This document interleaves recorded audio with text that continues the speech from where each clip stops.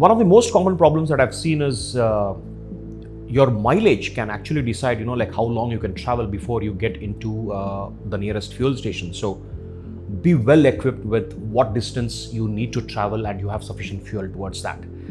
Punctures are inevitable. So whether you expect or foresee a puncture or not, it's always good to carry a puncture kit with the required tools and an air pump, which should be compatible with whatever charger that you guys would be using. So this is very important for you to know. Keeping the chain properly cleaned and lubed is very, very essential for ensuring that you have a smooth ride and your chain enjoys the length or the longevity that it's meant for. These are the three things, I guess, are very, very crucial for you to make sure that you have a pleasant day ride.